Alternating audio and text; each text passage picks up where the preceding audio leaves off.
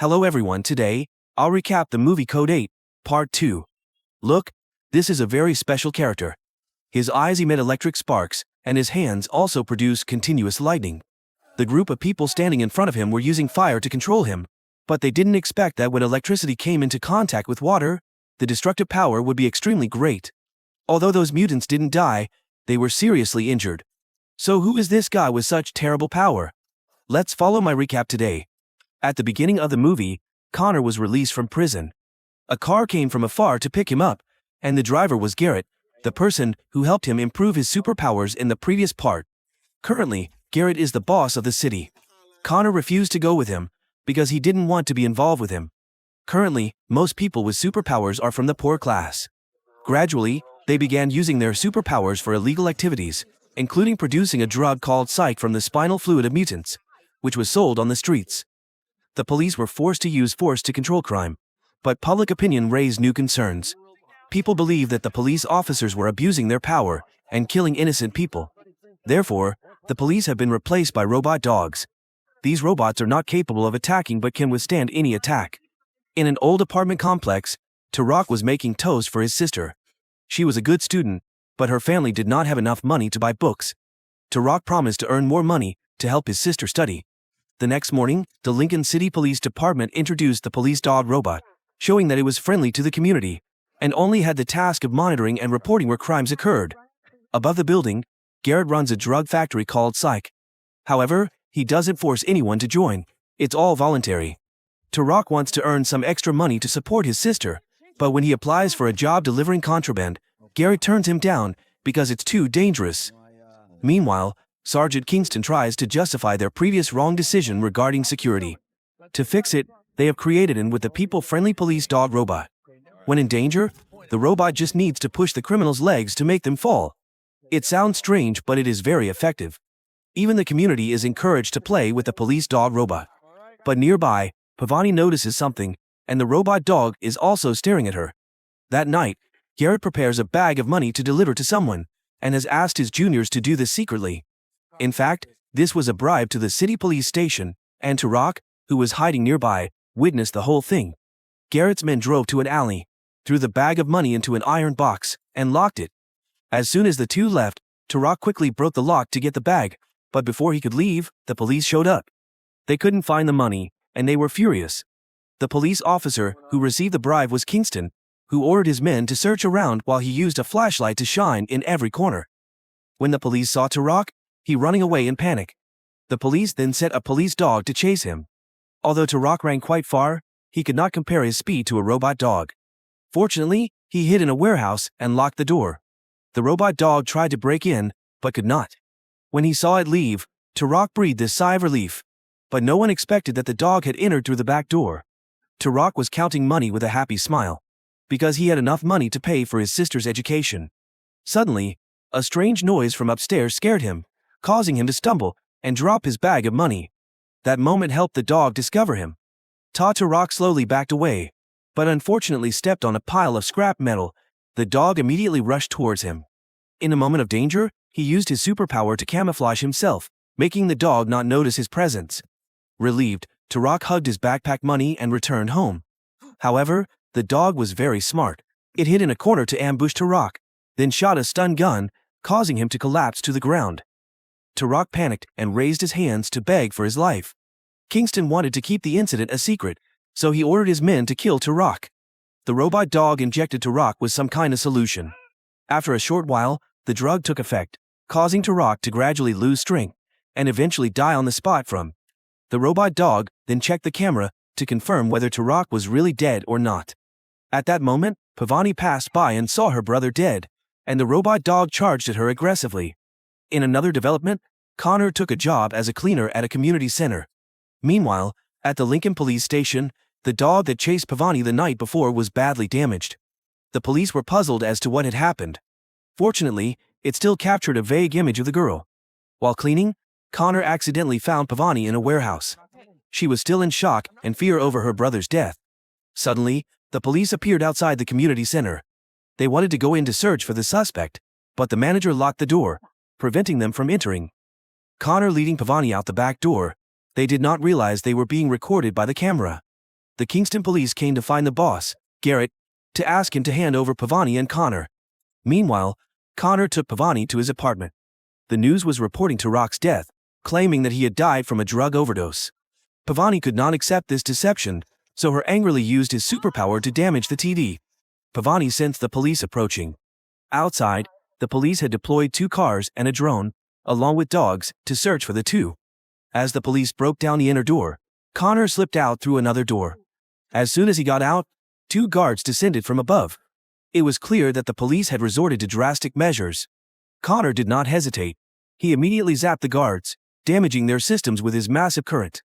The drone above set a warning to the two. Pavani used his powers to disable the drone, and the two quickly boarded a bus to escape. Not knowing where to go, Connor decides to ask Garrett for help to repay the favor for me. However, he is surprised to discover that Garrett was the one who called the police to arrest Connor. Garrett suggests that there is only one way to save both of them. Give Pavani to him to erase all memories of that night, then give Pavani about working for myself. With no other choice, Connor is forced to agree. They take Pavani to a psychic. She has received money from Garrett and knows what to do. Her daughter has the same ability as Pavani. As soon as she touches Pavani, the woman's eyes turn black. The woman had the ability to read and erase other people's memories. In just a moment, Pavani's eyes turned milky white, indicating that she had been mind-controlled by the woman. At first, she was very agitated, but as her memories were erased, Pavani gradually became confused. What Garrett wanted was not only to erase the memories of that night, but also to erase all memories of her brother Tarak. Connor was extremely angry and wanted to fight back, but he was restrained by Garrett's men. Pavani sank into her old memories. With the woman's immense power, Tarak's image gradually faded. Although she was young, Pavani's power was stronger than the woman's. The erased memories began to return. When she was fully awake, Connor activated the fire suppression system, causing water to pour down from above like rain. Garrett sensed a potential danger. Lightning slowly appeared on Connor's hand. Now, everyone realized that they had fallen into Connor's trap. He used his power with a powerful attack, combining the surrounding water to conduct electricity, causing everyone there to be paralyzed. Connor then took Pavani and ran away. He returned to the community camp to ask Mina for help, and the three quickly left the city by car. However, on the way, they were spotted by a drone. Kingston immediately sent the address to Garrett through his subordinates. Kingston also sent 2 robot guards to ambush them from above, while Connor's car was blocked under the bridge. Kingston stood at a distance to watch the developments. Below, Garrett did not realize that there were guards beside him. He felt angry at Connor's betrayal, but could not bring himself to shoot Connor. This inaction angered Kingston, who ordered the guards to shoot and kill the mutant. Garrett was also shot and had to hide behind a wall, while the guards continued to shoot from above. Mina was also shot and had to hide behind a car, but luckily she had supernatural strength. The mutant decided to rush out to save him, because she did not want her teammates to be shot dead, but she was eventually killed by the guards from above. Garrett was furious but had no choice. They needed to work together to escape the danger. Otherwise, everyone would be shot dead if they stepped outside. At this point, Mina had a bold idea. She decided to sacrifice herself to attract the attention of the guards, allowing Connor and Pavani to escape. Meanwhile, Garrett lit to the concrete block to avoid the bullets. Despite her superpowers, Mina was unable to withstand the fierce attacks of the 2 guards. Thanks to her sacrifice, Connor's group escaped successfully.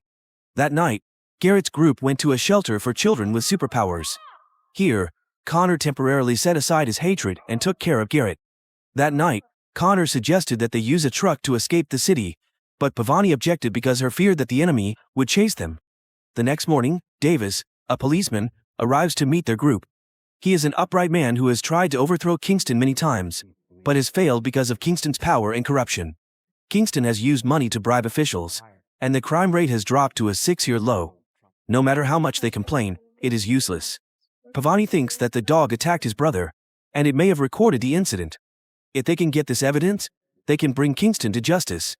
However, stealing a police dog from the police station is extremely difficult.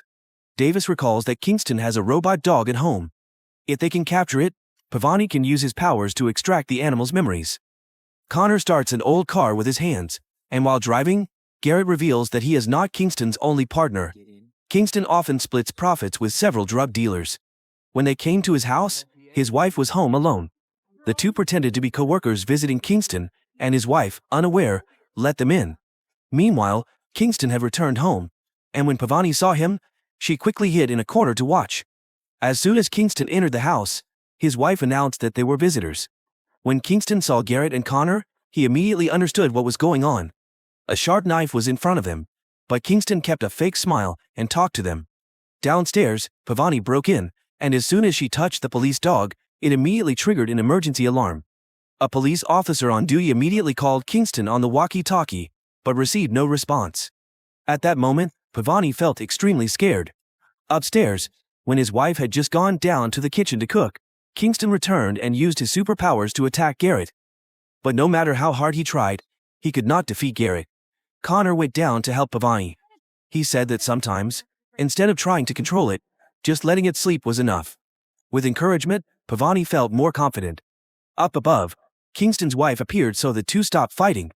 Garrett said goodbye to Kingston and his wife before leaving. However, Kingston went down to check on the robot dog, and which had been stolen. Placing his hand on the robot dog's head, Pavani saw the scenes that night. They returned to the people with superpowers. Apartment. Kingston was furious.